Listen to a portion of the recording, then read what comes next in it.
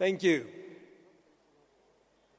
Honorable Vice President of India, Shri Jagdeep Dhankar and his lady wife, Honorable Governor of Nagaland, Shri Jagdish Mukhi, Honorable Chief Minister of Nagaland, Shri Nephew Rio, Honorable Deputy Chief Minister of Nagaland, Shri Yangtungo Patton, Advisor for Tourism, Art and Culture of Nagaland, Shri Keovi Yeputomi, respected members of the government, dignitaries, colleagues, and friends. Well, thank you very much for welcoming me tonight, and I'm very happy to be at the Festival of Festivals. It's a great pleasure to be here, and thank you for inviting me. I arrived just today in this beautiful state a few hours ago. This is my first visit here, and I'm already very, very impressed, and for 3 reasons. The first, it has to do with the history. When I arrived in Kohima, I felt a surge of emotions. For entering the city meant entering the very place that I know witnessed an unforgettable slice of history. I know that the fiercest of battle took place here in the middle of the year 1944, and a battle which changed the course of World War II on the Asian front. And it was an important milestone that binds us as people who fought in a time filled with stories of valor, heroism, sacrifices, and which would help to lead to the end of this terrible moment of human history. The second reason why I'm really delighted and impressed to be here, obviously, it's the unbound beauty of the landscape, of the mountains that I crossed. I really felt under the spell of this gorgeous natural heritage of hills, and it's a treasure that reminds me of a small part of my country called Massif Central, which is a chain of very old mountains in the center of my country. The third and last reason why I'm so delighted to be here is that really that unique event that we're witnessing and seeing tonight, and to be here in this festival, to rejoice with all of you, and to see this great melting pot of culture. And it's very important, not only because it's a huge and impressive treasure of traditions, songs, dance, local cuisine, craft, jewelries, and so many aesthetic expressions, but also it's a celebration of a concept that we, in the European Union, we do cherish a lot.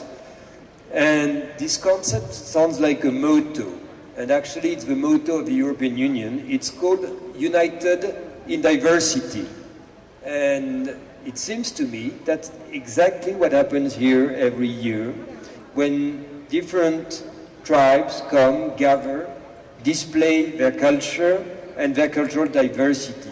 Cultural diversity is something very important that we try constantly to promote everywhere, because it's what the world, our planet, has most precious.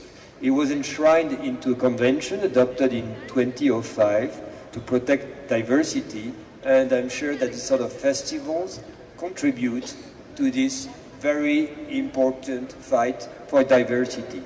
So thank you again, thank you for demonstrating that, thank you for year after year to make that such a brilliant expression, and I wish this festival a great success. Thank you.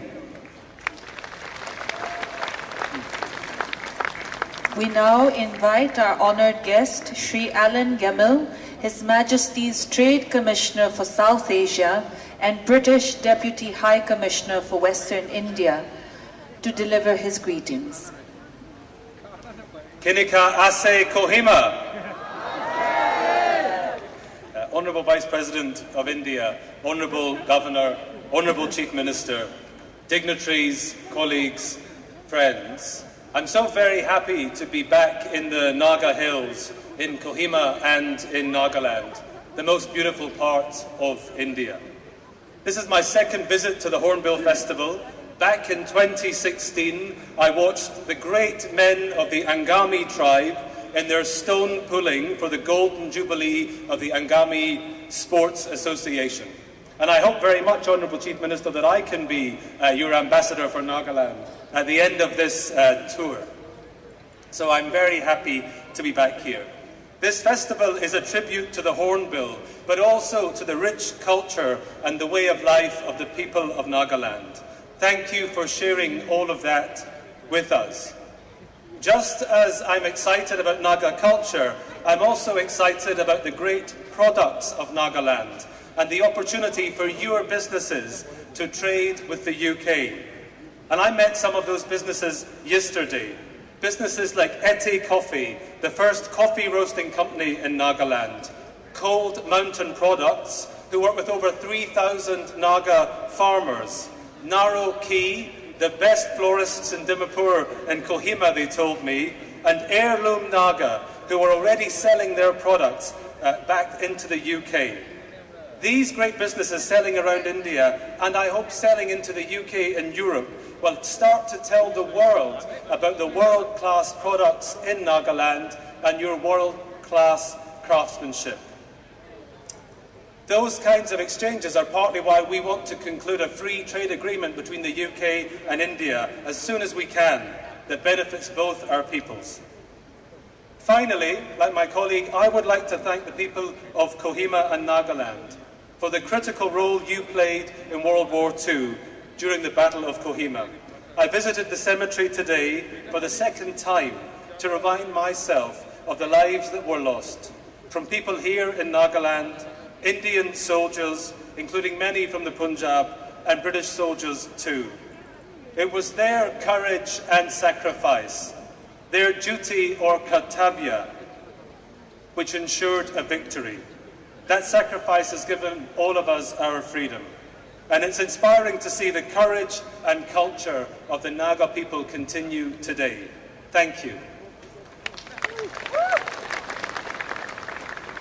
We now invite the Honourable Sri Barry O'Farrell Ao, Australian High Commissioner to India, to deliver his greetings. Vice President of India, Governor of the State of Nagaland, Chief Minister, but importantly to everybody who's here this evening, whether you're citizens of Naga, whether you're citizens of India, or whether you're those citizens of the world that I saw as I walked around this afternoon. It is an absolute delight for me to be here, because for many years, well before I had this role, I wanted to come to Kohima to see this remarkable celebration of the diversity of your state. And happily, Australians with restrictions on tourism being lifted will be coming back to this festival and to tourism across India, and we're delighted that they will do so. Many of you know that Australia is a small country in the South Pacific that's good at sports, has odd animals and many poisonous snakes and spiders. But we're also a diverse multicultural community of 25.5 million people. More than half of Australians were either born overseas or have one parent who were born overseas. This connects us with the world, including with India and with this state. The Indian diaspora in Australia is our fastest growing source of migrants. Indians are almost 1 million of our people. 7 lakh who were born in India are now residing in Australia. And that's bringing us together in so many ways, including strategically across our neighbourhood, whether together through the Quad or with other partners. We're working to ensure the Indo-Pacific, that area that surrounds us, is prosperous, peaceful, stable, and allows citizens like you to achieve what you want in life. But there's another reason why I'm pleased to be here tonight, because this is a celebration of tribal diversity in this country. And in Australia, we have our own Indigenous or First Nations people. They've had a continuous connection to my country, the land upon which I was born, for 60,000 years. And increasingly the Australian government is seeking to ensure that their voice, their perspective, is not just heard within Australian decision making, but is also brought to the world. We know that tribal law, tribal practice and tribal antecedents can help us with problems today. We know that tribal peoples manage their economies and environments better than perhaps many of us have over the past couple of hundred years. So I'm pleased to be here for all those reasons. Firstly, that we're celebrating diversity, something that Australia cherishes, something that's evident in India, and something that people from all around the world come to see here at the Hornbill Festival. Secondly, I'm celebrating the increasing connections between Australia and India. And thirdly, of course, there's no better way to connect than through trade deals. I'm happy to say to my colleagues that the Australian trade deal comes into effect at the end of December. It will see 86% of Indian products enter Australia without tariffs, and that includes the remarkable textiles that are made here in Nagaland, which will be bought in more numbers and which will help your citizens here. Thank you very much for the invitation. I look forward to seeing this whole thing.